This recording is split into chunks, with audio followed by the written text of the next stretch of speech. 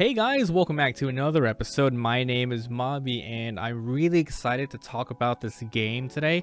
I played this yesterday during our Twitch live streams. If you're not following me on Twitch, please do so. I stream there pretty much daily. Anyway, I tried out this new game and I specifically wanted to stream it because it's pretty much Twitch chat interactive. So before we get into that, the game is called Book of Demons. I have never made a video on this game before and I feel like now is the time to start talking about it. I've been following it for a while and the devs were very awesome and kind enough to get me a key, so I got it, plus a DLC key, which does not come out, as of recording this video, it does not come out for about a week. So what is Book of Demons? It is a Diablo, it's a light Diablo roguelike game, procedurally generated dungeons. So I played for a couple of hours yesterday and I instantly fell in love with this game. I'm going to be streaming it again today right after I upload this. So how the game works, and like I said, all the content you're seeing here, it's from my secondary YouTube channel as well. So I stream everything on Twitch and then I put it on my secondary YouTube channel, in like long episodes. But here on the main channel, it's all the edited stuff. So like I said, it's a game where pretty much it works like this. The goal of the game is to climb down a huge dungeon, and on the Steam page they said it usually takes the first player, like the first run player, very average playthrough, about 10 hours to fully complete. But this game, it's lots of multiple small games in it, and by small games I mean very tiny dungeons where you get to choose the amounts of length that you want, whether it be a 9-minute dungeon or even a 20-minute dungeon, even all the way to 40-minute dungeon, which we've tried. So this is how it works. You pick a class at the beginning. There's 3 classes at the beginning. You start off with the warrior class and you get to choose 3 difficulties: a casual, normal, or super roguelike. I went for the normal because it recommended I do that if that was the first time I played, but now I'm really getting into the game, so I might do the roguelike aspect. So there is death penalties. I'm not into the one life, one type of thing just yet. We're trying to get through the whole story. So you get a character.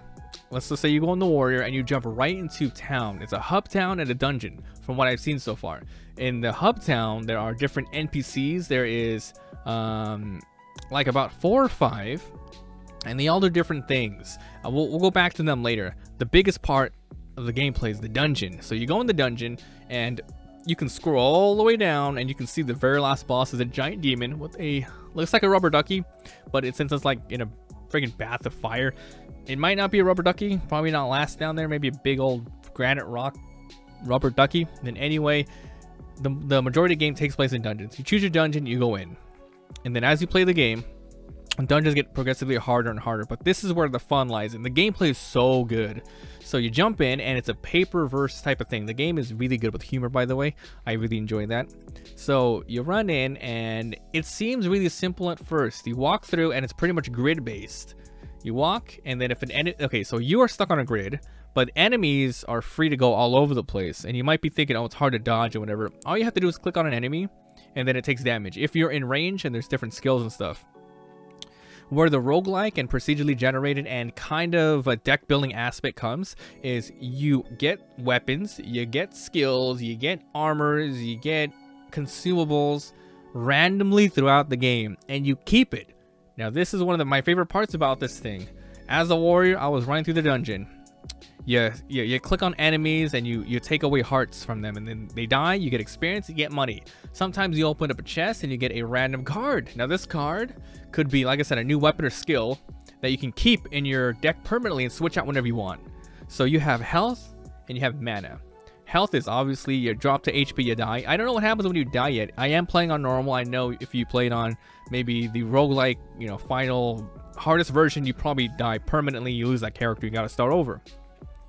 But there's also mana, and with mana you either use spells or you equip items like armors, hats, and boots. So everything in the game seems semi-random, and it's really good. Whenever you jump into a new dungeon, it's procedurally generated, and the enemies are procedurally generated, which is cool. But the biggest part, the most fun for me, is definitely the cards. Sometimes when you find a similar card, it could be different. Like maybe you found the same boots, but this time the boots have a higher chance of resisting an enemy or dodging. So that's another fun thingy. So you jump in, you mix and match cards, you unlock item slots by going into town, talking to like wizards, and he identifies rare cards for you that you find in the deck.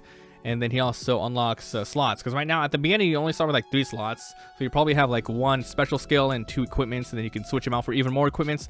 The game is very versatile in the way that you can build up your character, and it's really interchangeable how you can be like, okay, I think I'm gonna try like 5 skills and very minimal equipment, or I want to go no skills and all equipment, mix and match, and then it's just really sick. So it's hard to explain without really playing it yourself, but hopefully I am showing just enough gameplay where you can get a good feel for it.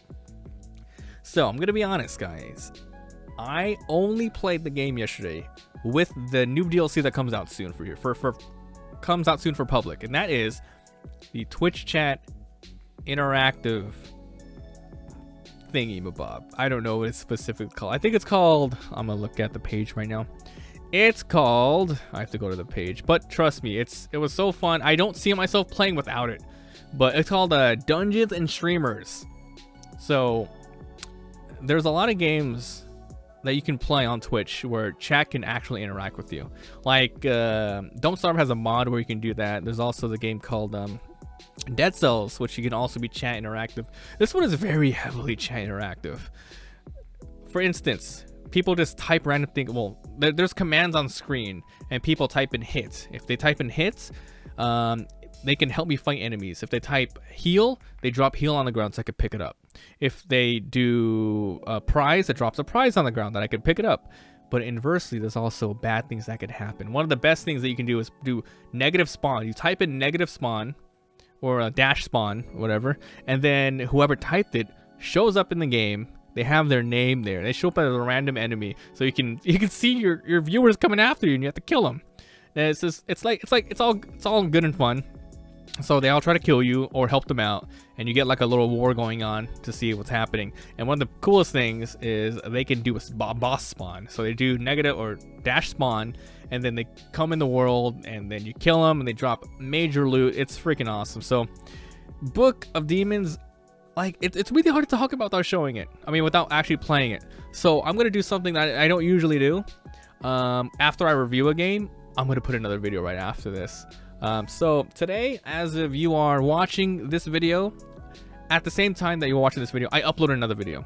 So I'm having 5 videos today. 5 freaking videos. So this is the small impressions, whatever, but then at the same time, in the link below, I'll put it to the gameplay portion. I'll walk you through the beginning and we'll go through it.